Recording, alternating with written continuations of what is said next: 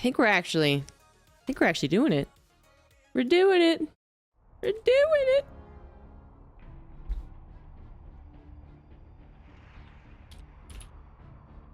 And before I forget something very important,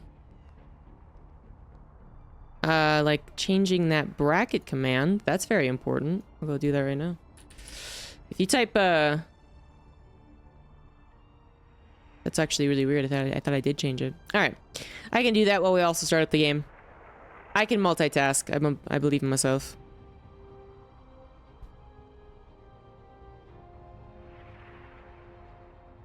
Especially because sometimes it just breaks anyways. Yeah, wait, how did that... Huh?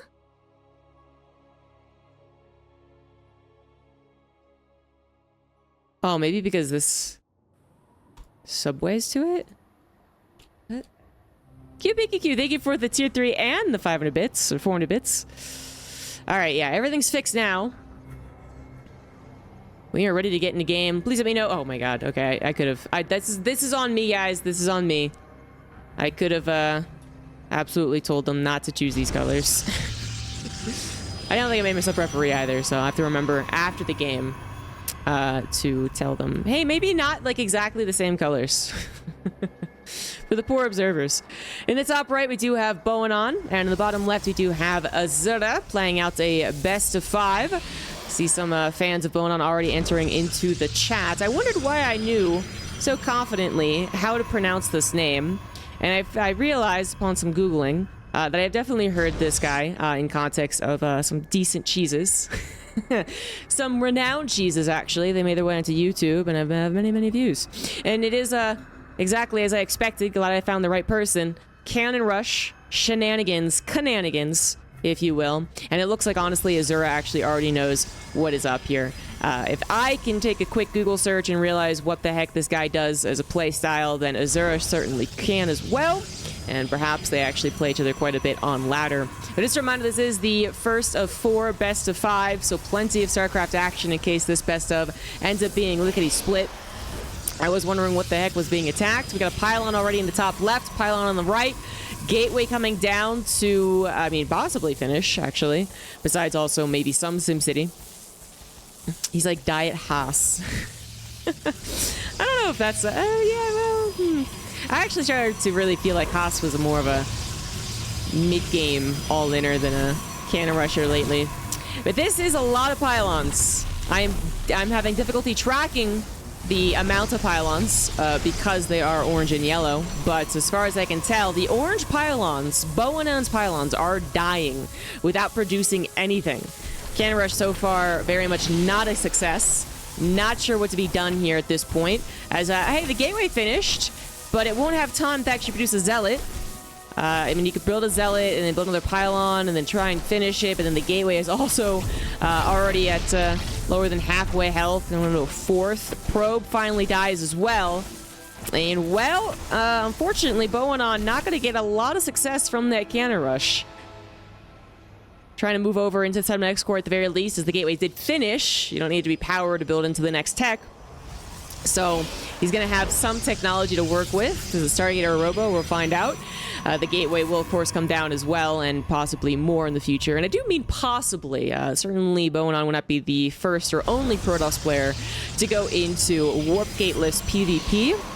It is going to be Warp Gate, though, so I assume some emphasis on gateways. You do need something in the early game, most of the time. And cannons might be able to work against some people on the ladder. Maybe not Azura, who is pretty decently high up and certainly knows his opponent as well, as evidenced by the wall off, if that wasn't clear. Sorry about that. When I said that he probably knows his opponent, I was talking about his wall off. He didn't actually wall off in a typical PvP fashion, which can be susceptible to cannon rushes. He just kind of like backed away, so there'd be a lot of surface area and not particularly clever areas for the cannons to be put down. You could also continue building backwards if need be, so on and so forth. So boanaan actually going to go for a Twilight Council, which I feel like only means one thing, which is a Dark Shrine. But how on the nose is that? All right, I feel like it's so on the nose, he's punching Azura in the nose. You know what I mean? Like, like that probably won't do the trick. One base blink build might be fine if this little hit squad doesn't do a tremendous amount of damage. And so far, at least to keep up appearances, Blink is still on the way. I dip a shade back there, but there's a shield battery, so not too much damage going to be done. As the Zealots just abandoned ship, going back home. They actually are not around to help kill this pylon, which was slapped down by this little probie, who, you know, is a bit suspiciously placed, isn't it? Azura probably gonna pick up on why a probe was over there and maybe check.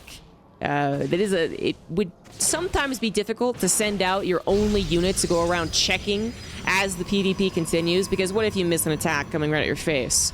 But Azura did just get a bunch of scouting done. Still has scouting with this pylon and knows that the pylon did at least distract, so we do not have... Oh, okay, I was wondering what the heck was being shift-queued around. It is the Zealots being shift-queued around. Probably the best thing you can do with these guys.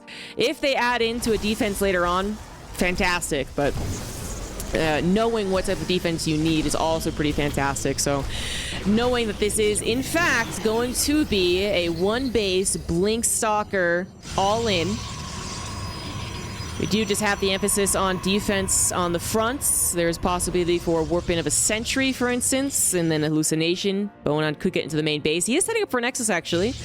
Yeah, Nexus is coming down, so all in's not quite the right word, but as far as needing to do damage, that absolutely is the case. Like, this needs to do damage. Having Blink so you can control the map is only going to get you so far if their Nexus is basically a Nexus ahead. Missing about 15 seconds, but still, it's basically an entire Nexus ahead. Immortals are also damn fine at defending against those Blink Stalkers. If they get out-positioned is the only problem, but we even have a probe kind of preparing for that potential. A Zealot gets back into the main base. That was the one on the left side, I suppose, to get even further scouting done, and it's got free scouting. It's free real estate, it's free scouting. Nothing's actually being warped in to defend, as Boanaan is just choosing not to, actually. I feel like they do have cooldown. They did build a sentry, by the way. Hallucination coming on the right side. Not what I expected, though. I mean, you can still get high ground vision and try to attack into this, but why would you? 3 Immortals, 2 shield batteries? I don't think it's going to work. And Boanaan is definitely moving away from the attack, really banking up resources just for probes.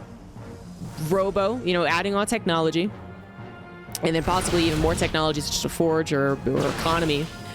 As, again, the emphasis not on army production anymore, which Azura probably has already picked up on.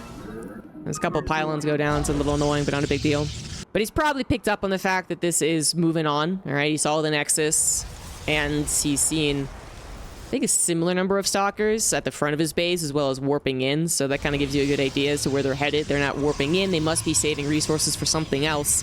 What are they saving resources for?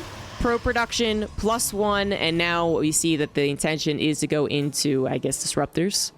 You know, usually I'd say that very matter-of-factly, but you never know with someone who opened up with the cannon rush. Which, by the way, the cannon rush did fail, but clearly Boanaan is playing a control game PvP right now and is actually doing a pretty fine job of it. So basically always putting the pressure, putting the onus on your opponent to do something, and when basically they can't because, hey, in this instance, they have like a slow army that's going to be bad about moving across the map. Be very, very cautious about it.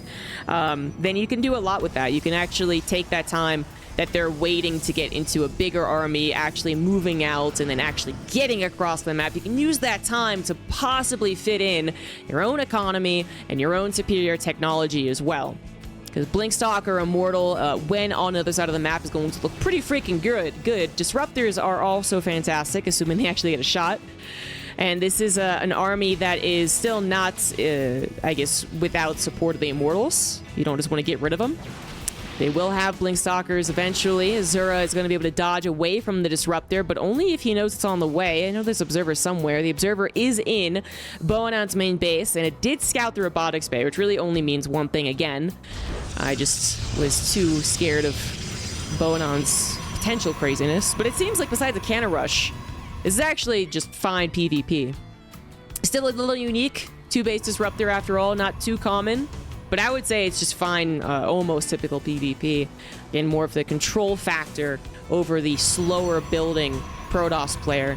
Kind of almost, kind of actually what we have in the TVT as well. If you're more familiar with that matchup, we sometimes have Bjorn go into nothing but drops and 8 Raxes and whatnot. And then we have Maru going into nothing but technology, right? It's kind of the same deal here. We have Azura with a more powerful but slower building army who did not control the map and maybe could have fallen behind the third Nexus if that was boanaan's plan. But of course, boanaan put a lot of the resources into disruptors. So Azura is making his way across the map with a solid army and one that can dodge away from a disruptor shot with the Stalkers, but nothing else. And the Stalkers are actually going to snipe one of the disruptors. That still leaves 2 more. And even a blink forward there from boanaan as he knew about this attack. He knew it was inevitable that it was going to come, and it was a matter of buying enough time to get to where he needs to be to actually defend. But unfortunately, every last disruptor gets taken down. Here I was thinking that Azura would play it safe and blink away or split away from the disruptors, but seeing the opportunities, that is the best possible outcome. Actually killing the disruptors, taking no shots to the face. No repercussions really at all. It's not even just the disruptors didn't shoot. The stalkers of boanaan also are not really contributing much to the fights. It'd be a little different if Azura was blinking into like 20 charge lots, and then it's just game over, man. But Stalker v Stalker, boanaan might have this upgrade, but does he have the numbers to beat back not just the Stalkers of Azura, but oh my god, he shot out the wrong disruptor. But also the Immortals. 3 Immortals still well and good. 2 sentries as well out of those beautiful force fields on the ramp, and the Disruptor was a little too keen on trying to save the day. Almost tripped, fell over, and then threw hot coal on every last stalker there. That would have been rather unpleasant. This Disruptor is also looking a bit snipeable.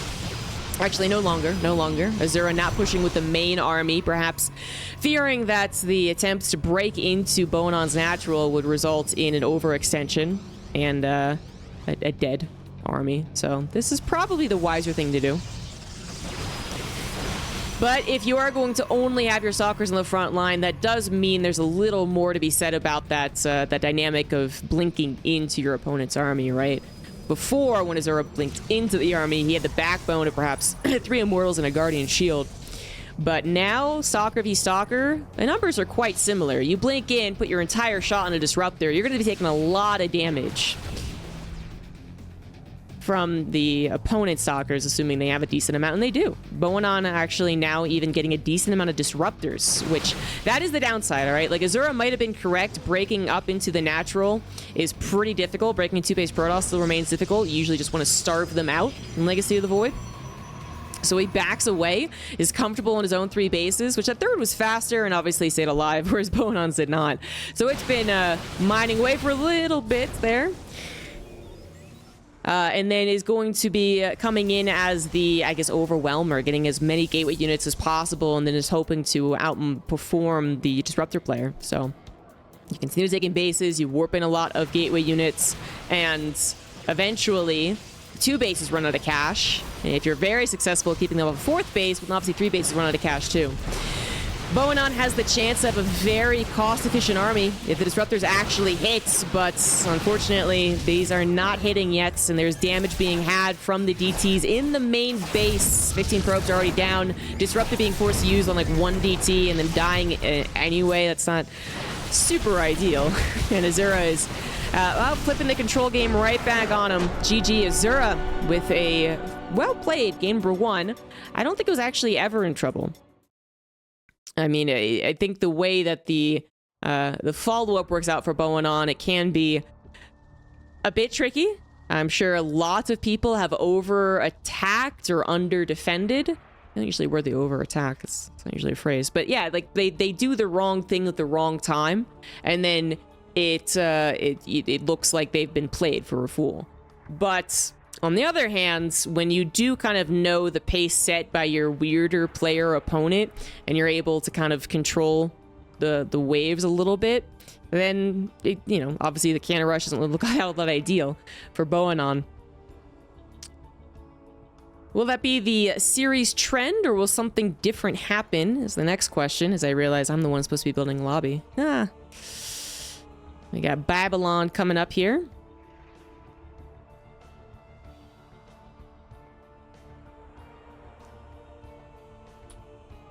And it sounds like we might just have Forge openers every single time. But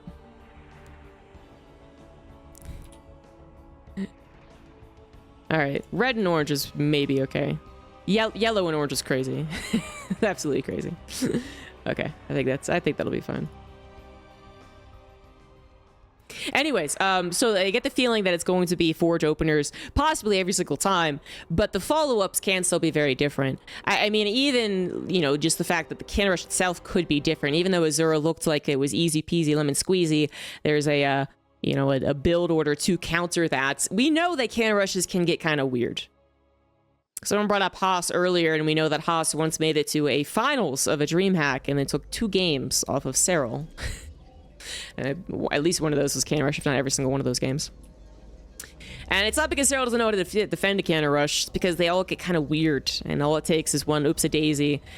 And suddenly you are being snowballed upon, perhaps to the point of defeat, perhaps.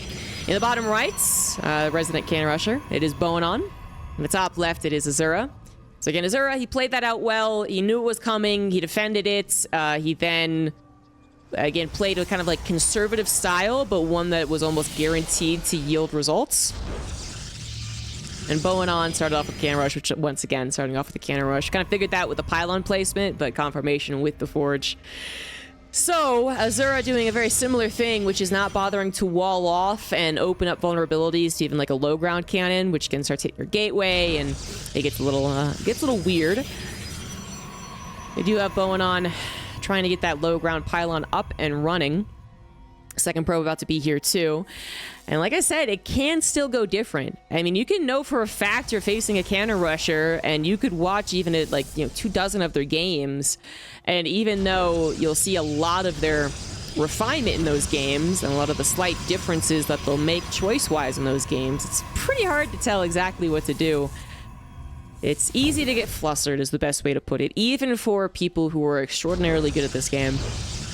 Although I would say Azura is once again handling this quite well. So the gateway's up nice and safe behind there. And then he actually managed to stop the probes from getting up into the main base. So a full wall will buy lots of time, because there are no cannons up next to that wall. It'd be a bit different if this cannon was finishing and then it's only a matter of time. Now, okay, it is still technically a matter of time. It's just, it's so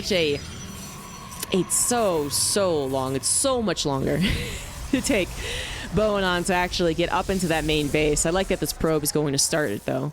It's like, I got this. Don't even worry, cannon. This is going down. And as you can see, Azura went for a forge response. Well, response is almost... It definitely wasn't slapped down upon immediate recognition of a cannon rush. It was slapped down as part of the wall, but nonetheless, a cannon addition for the defending Protoss, as Azura's cannon will finish up this pylon, still powering everything that is necessary to Protoss life.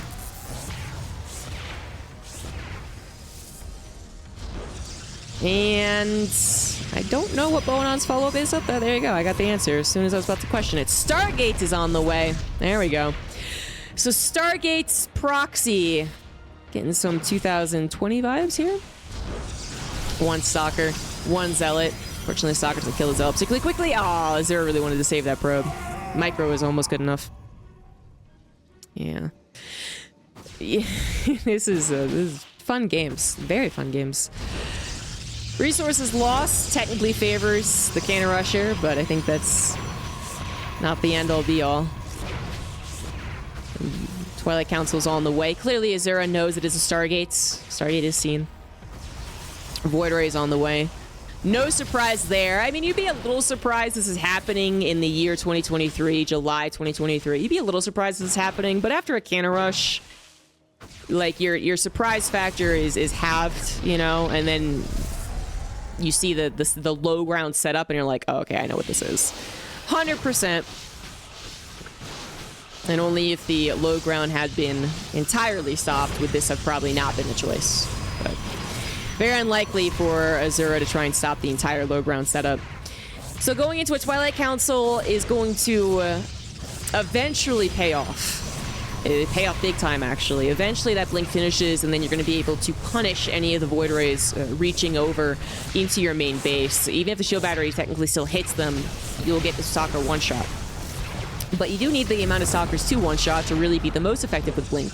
And that is something difficult to do, especially while you're trying to expand. Azura's scouting probe, I assume, got out there and actually came back over and has taken a hidden expansion, ensuring at least some form of... macro is not the right word.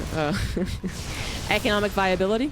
But again, this is all taking up space in the beginning of this PvP, and that space is being abused by the Void Rays. So perhaps what Azura is doing is going to pay off, not in the time that Blink finishes, which is like 20 seconds, but rather when he has Blink and a decent number of stalkers. We're not there yet, but we're also not really at the best shield battery positioning either. Ah, the Void Ray! Jeez Louise! I did not I kind of gave boanaan a little bit of credit there. I thought he was going to pull away with that weakened Void Ray, but he really wanted that cannon, and getting cannon down would have cost him the Void Ray. As it is, he saves the Void Ray, but then doesn't kill the cannon, and it all feels kind of useless, just a very weak Void Ray. I was going to say the shield battery would love to be placed a little bit further up, because you could see that Void Ray wasn't being healed from the get-go in those previous fights. Then actually gets, 2 or 3 shotted there, and this Void Ray also gets very, very injured. Despite a relatively low number of stalkers, the fact that they are guaranteeing that damage, and that whole damage as well, because that shield battery can't kick in fast enough, is a great stop to the snowball. Because that's what I was a little worried about, is the Void Ray snowballing, because this was such a low army start for Azura. And this is actually extraordinarily awkward. Having to blink back into your main base, the Void Rays are already prismatically aligned. All of the stalkers in danger as the shield battery is out of juice. No backup shield battery either. Manages to save 2 very weak stalkers, and that Void Ray prismatic alignment is now donezo. It's gone away with, and the blink forward, not going to be able to kill that Void Ray. The pylon did go down. The shield battery is defunct. Another shield battery might be prudent anyway, regardless of this one being powered or not. And the fact that 3 stalkers did manage to save their lives, okay, temporarily, they then just threw those away. That was actually 4 stalkers killed, and 2 of them weren't even the weak ones. That's unfortunate. Actually, Azura kind of like managed to get his feet set after blinking up there, but it's back to a very disturbingly low number of stalkers. 4 Void Rays to 6 stalkers, and some of those stalkers, again, super weak. I guess some of the Void Rays are also super weak, though. boanaan really wants to do it here with the Void Rays. No transition at all coming in here. Shield battery overcharge. Prismatically aligned takes care of that, and that is going to be a big problem for Azura, who might have let this snowball a little bit. Oh, I was looking to grab that last Void Ray. Shield battery is having just enough juice. Now, those forward shield batteries are now out of energy, so the Void Rays have to be extraordinarily careful about how much farther they go. Additionally, this has actually not been played around with so much as of yet, but you know, if the frontline structures do go down, these ones right here, okay, that's very important technology, no doubt about that.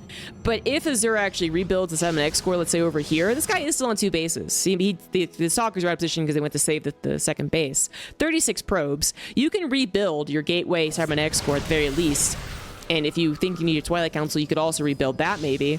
But then you have all of this room, literally all of this room, where there aren't shield batteries. So the Void Rays have to dive so far to do any further damage. So that's been one of the reasons that they've died. They have to go a little bit farther than their shield battery. Now they're going way past their shield battery, targeting all of the pylons, depowering every last gateway. However, that's a decent number of stalkers on the field. 12 to 6 Void Rays, make that 5, make that 4 Void Rays. And pylon rebuilding isn't the worst thing here, as Azura is once again happily mining off of 2 bases. boanaan definitely scouted this, yet is can't really do anything about it. Oh, what the heck? Stalkers got across the field. Totally missed that one. Stalkers getting across the field, 2-shotting these probes. Shield body overcharge to be popped back at home. I guess it wasn't doing anything else. I was using Chronos for the Stargate, I guess, but this is kind of funky because probes are about to kill these stalkers. This is... Where's the yakety sax? Where's my soundboard? There's 1 stalker, man. It's gonna kill the rest of these probes. And that time, not even joking, that actually could be true if Azura is able to pay attention. And that is now the question. Can Azura pay attention as he races over to defend what we're gonna call the natural, but really isn't? Gateways are trying to be added on to avoid you losing all production in the main base yet again, but unfortunately, these might not be a factor. The Void Ray is gonna take out the Nexus. The gateways are indeed going to be canceled. He certainly has enough minerals to replace a Nexus, and that's exactly what Azura is going to do. Top right Nexus is going to go down here. Void Rays return back to the main base. They know the Stalkers are out of position. Even if they were racing back home, they would once again be in that awkward little tussle, trying to get their own high ground. The Stalkers warped in defensively are going to get slaughtered. Recall is forced to be used. Azura realizes that that's not going so well. This potential base trade is not the ticket in. Has to do the recall, has to save the main base, and just leaves a couple of units actually continuing the attack, which I think is very fair. A couple of Zealots, all that is necessary. As well, the Cybernetics Core, maybe not the biggest of deals. Eventually, they will add more damage. More time being bought as the Stalkers run away from the prismatic alignment. The Void Rays on the third of it.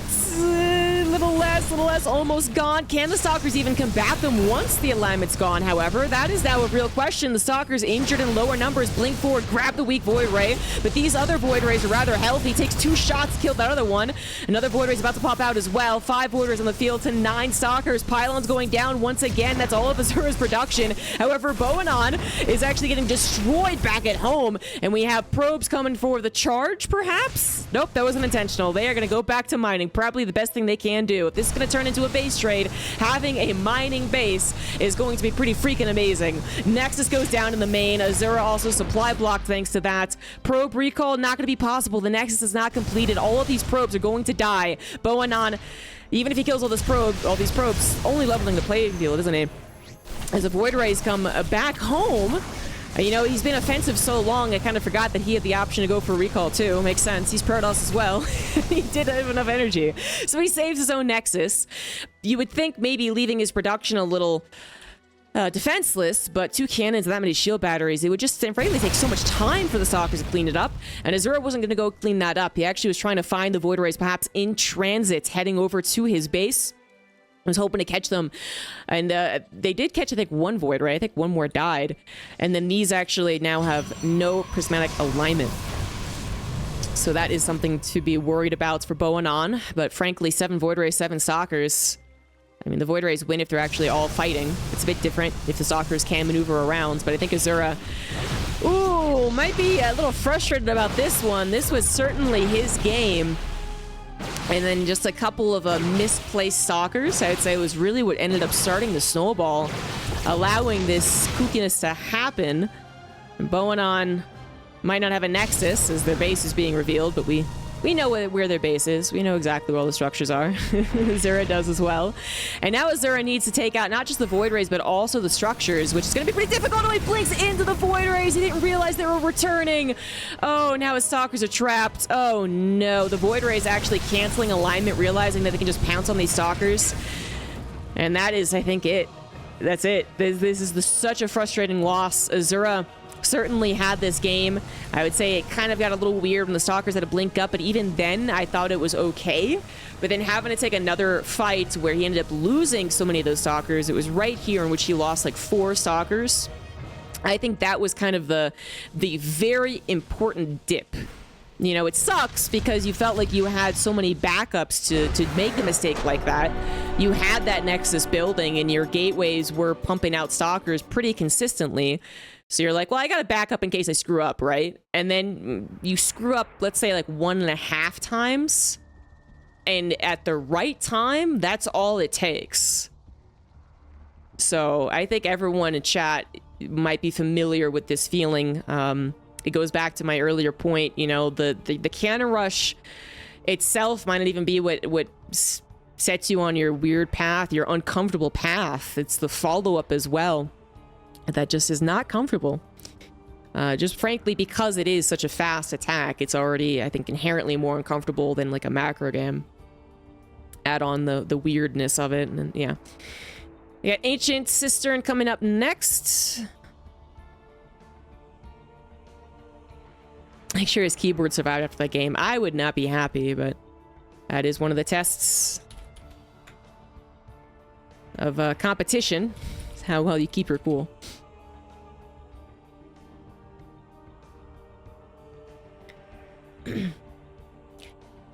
I've been reading up on chat too much, but hopefully all the sound, audio levels and stuff is all good.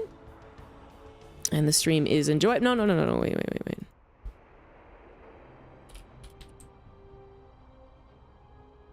Okay.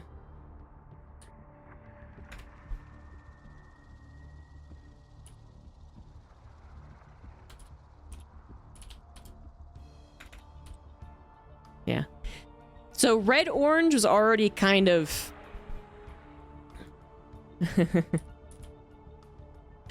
Red-orange was already, like, it was also, like, a little, like, not the best. But they went back to orange-yellow, and I had to slap that. Had to slap that hand away.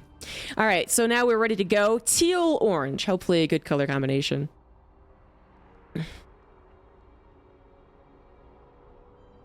Maybe Cannon Rush should be considered standard play. Any other build should be considered greedy econ. This man seeing into the year 2032, obviously.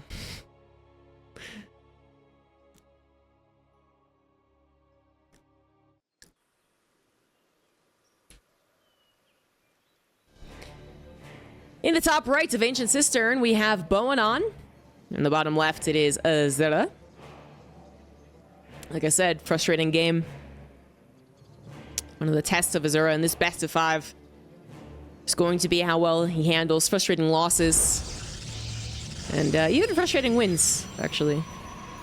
At the end of a win, you can kind of decompress and say, okay, like, we're closer to victory here. We're closer to not having to deal with can rushes anymore. But still, 20-minute long game in which you were fairly certain you were supposed to win at 5 minutes, and then you keep making mistakes. That is a frustrating game example where you just you get to decompress afterwards, but you're still kind of like, I don't feel good. I don't like it. And then if you actually lose, well, we know how frustrating that is. This is now expected, guys. If you were more unfamiliar with boanaan like I was, I did a quick search and I was like, oh, that's why I recognize the name. Okay, I gotcha. But if you were a little uncertain as to how this guy plays, I think it's pretty clear now. Cannon rush, and more cannon rushing. This forge is absolutely 100% down. Azura, I don't think he's really scouting to confirm the forge. He might be, though. I mean, you know, I don't think it's out of the realm's possibility for boanaan to not cannon rush and do a little eco cheese or whatever you want to call it. Cheesiest thing a cheeser can do is macro. But also to have that probe out on the field for a second scout, third scout, or that hidden nexus like he tried in the last game. Oh, probe went down. There should be a backup probe. It is currently trying to escape the wrath of 2 teal probes. I believe in you, buddy. You got this. You got this. Actually, this probe might not have to get this. That cannon actually finishes up here. No, okay, the probe definitely didn't do anything. I did not believe in him. Just kidding. Good thing I didn't bet any money. But that cannon finished. That cannon did finish. And with plenty of time, too, because it's not like this pylon was the only one powering it. So that is the start.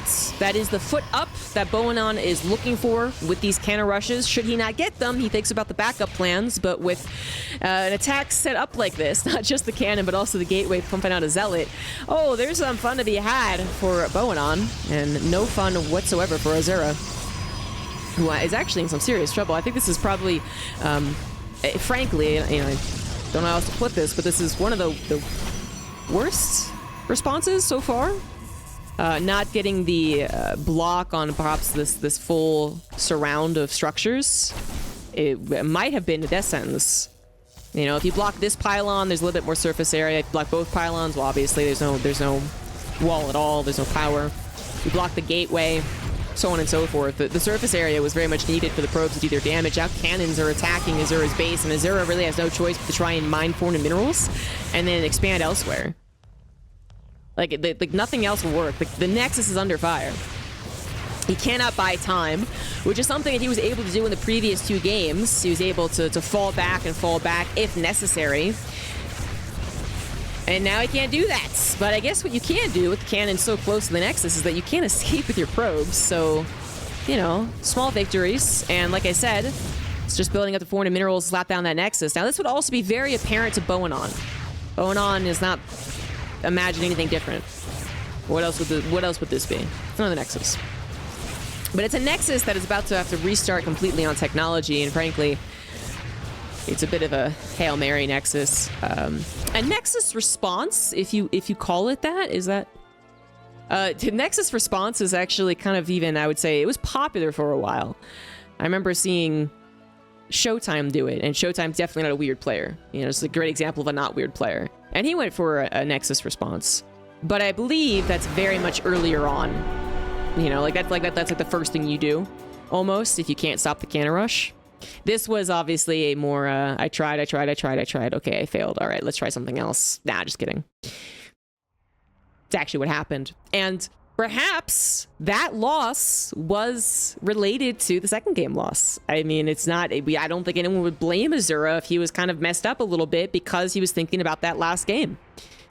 But now that puts him on his last life in this opening series, which with the first game, I think maybe a lot of us were a little worried, you know, like, oh, is Azura just going to read this guy like a book and then deal with it, no problem. But no, it's not the case. Now it's Azura who's absolutely having trouble. Fourth map will be Dragon Scales.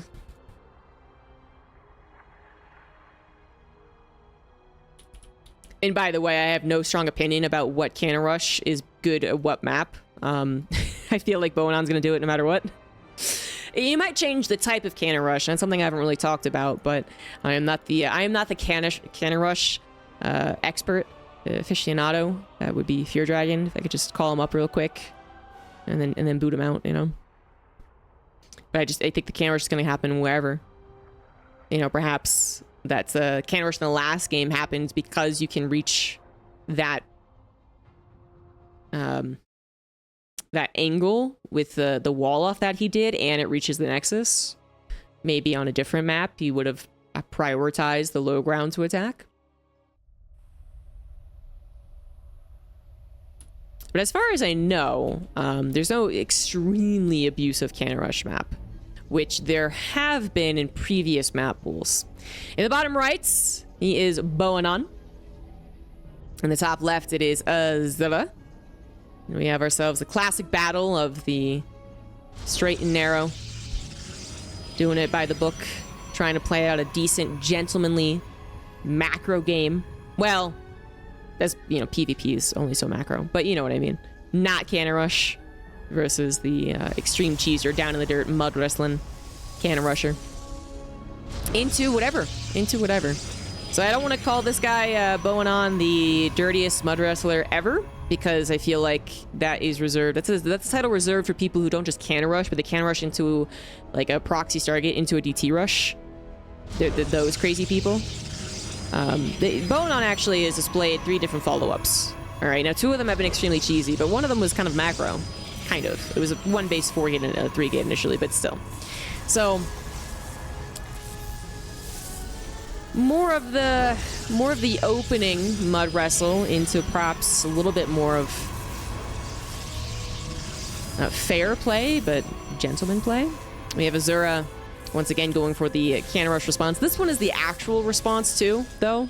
Or it's not even there. Response is still not the right word, actually. So when he got the Forge in game 2, he added the wall. So it's once again doing that. But it was after his gateway, right? And it was after he had, like, pushed the probes back down to the natural, I believe, that he would realize he got a chance to high ground wall. This one is literally just like, I know you're Cannon Rushing, so I'm going to defend Cannon Rush as well. And when the defensive Cannon Rush comes up, and there's not really much to do, generally this is more of a response. Again, this is something in which the player has gotten a gateway and realized they're being Cannon Rush, goes for a Forge, trying to build a cannon before the Cannon Rusher's cannon gets up in some place important. That's usually what happens. This is just, I know you're going to Cannon Rush because you're doing it every single time. The problem with Azura's build is that it doesn't give him any advantages.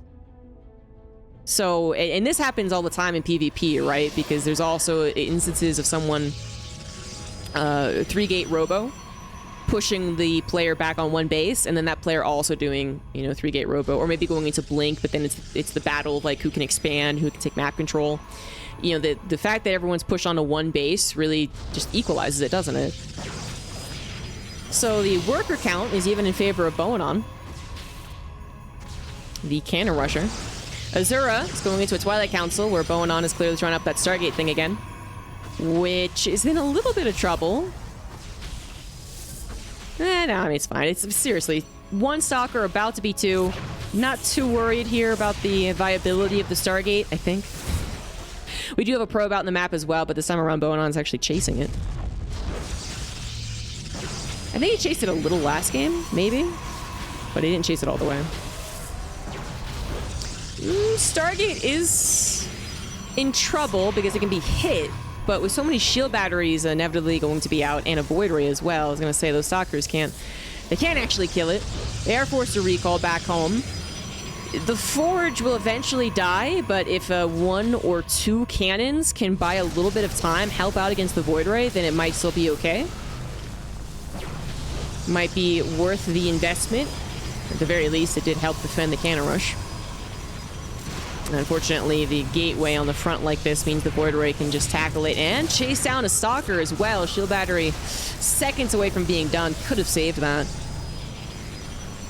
So this is the other problem. So I said the downside is that it puts you both on one basis, so it's fair game. But the other downside to doing this is that the wall off is extremely abusable by the Stargate. And I actually expect boanaan thought of this, you know. I mean, certainly we know from the likes of was it Printf? Is he the one with the like Excel sheet of can rushing? We know that there are certain responses that are better to do once you realize how your opponent is responding as well. I mean, can rushing can be seen as down and dirty, and you can have your strong opinions, your strong negative opinions about can rushers all you want, but the ones who do it consistently, I mean, they are thinking about it. Absolutely. It's definitely strategy involved. It's not just low build Void Ray. And we can see that this is going very well. The cannon's about to go down as the Void Rays take absolutely no hull damage. The Forge, as I said, could be a target. The Gateway a target, obviously, as well. Azura did throw down an Nexus. Did the probe scout that? Yes, it did. So boanaan was still chasing that around, and it looks like he may have even killed the probe. I think he did, actually. But he knows about the Nexus. The issue is getting down to the Nexus to harass it, which was an issue in the second game as well. I mean, I kind of feel like the second game was supposed to go Azura's way. We're heading into that similar direction. Blink is done. Second base is on the way. But this time around, boanaan can cannon rush it, I think, more successfully. I believe that's what he tried to do in game 2, which is was talk about other things, looking at other things. The Stalkers went and responded to that, and then blinked back up, and as I said, that kind of started some of the awkwardness. This time around, the base of Azura is so far away that if he does commit to defending his own base, can he defend his main? I mean, he did get a decent number of Stalkers out to defend that, in fact. That was pretty well done. That was pretty quick, snappy, and now the Nexus can start building probes, but here it is. Here's the problem. Void Rays with alignment, and a little more spice to this. 2 Immortals got popped out by a Robo also placed in proxy. Literally everything that kills Stalkers quickly. And while Void Rays are glass cannons that need the help of the shield batteries, the Immortals a little less so. If they're targeted alone, they're going to lose out to 12 Stalkers, but they are not going to be alone, and Azura will fall to the cannon rusher that is boanaan. But it's not just cannon rushing, like I said. I really want to give some due respect here, and they say that that was a nicely played out best of 5. I do believe that the second game victory for boanaan did more than just put the point on the board. I do believe that it really unsettled Azura, but that means that he played out a well-played best of 5. Azura just trying to play the macro defense game. Kind of got, and I think we all just empathize with Azura right now. Probably has a lot more games to show, and his game to show against someone who doesn't cannon rush him all the time. That's my theory. That's my personal theory as to why people don't like cheese. It's why I don't like cheese. I think it's because it feels like it's the bully knocking over your playground. You know, your sandcastle, your Legos, whatever. It's like you're building up all these things. You want to get to the macro game. You want to actually use the things you're building up to. And then someone just kicks it all over. So I think we all can empathize with Azura. But fortunately, not the winner here today for the first round of the Big Brain Bouts. And now we will move on to the second series, which is going to be hopefully starting up immediately. I do have Demi in chats. Hey, thank you very much. Basilisk for the 10 gifted subs. Much appreciated. And thank you again for letting me host the BBB. If I follow that build, can I become a Grandmaster? You got to get the doc. You got to get the flow chart. And then you could do it. Then I think you can. Anyways, we do have Demi and Dessa both online, so we are going to Thank you for the 200 bits. Nacho McTaco. Completely misread that. But we're going to get that set up in a second. I'm going to take a little bit of a break. And then hopefully be back in probably less than 5 minutes. See you soon.